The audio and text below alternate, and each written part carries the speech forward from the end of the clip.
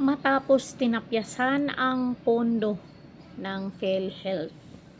So, ang Korte Suprema ay nag-utos sa ating gobyerno na ibalik ang pondo ng PhilHealth. Kasi PhilHealth yan para yan sa mga Pilipino at pera yan ng mga Pilipino na mga manggagawa na kagaya ko nagbabayad ng PhilHealth. So, ito na nga guys. 60 billion ibinalik na sa PhilHealth matapos ang utos ng Korte Suprema. Kinumpirma ng Philippine Health Insurance Corporation or PhilHealth na naibalik na sa ahensya ang 60 billion pondo mula sa National Treasury kasunod ng direktiba ni Marcos Jr. at ng naging kautusan ng Korte Suprema kaugnay ng umano'y excess funds na dating nairimit ng state insurer sa pambansang kaban. Bahagi ito ng mas malaking usapin na matagal nang naging sentro ng diskusyon matapos questionin ng ilang grupo at mambabatas ang paglilipat ng sobrang pondo ng PhilHealth sa National Treasury noong mga nakaraang taon.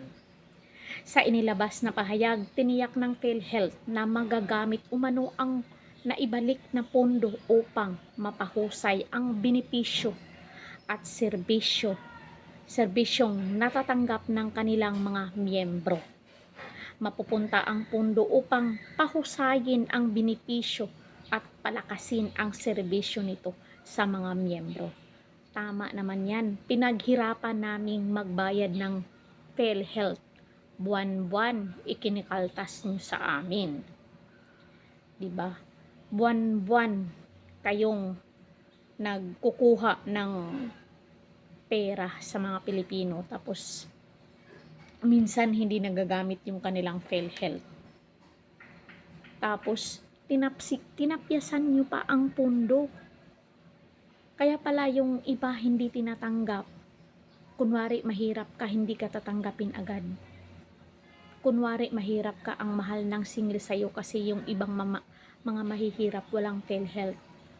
Dapat sana yung pondo ng PhilHealth doon sana ibigay sa mga mahihirap na hindi nakakuha ng PhilHealth.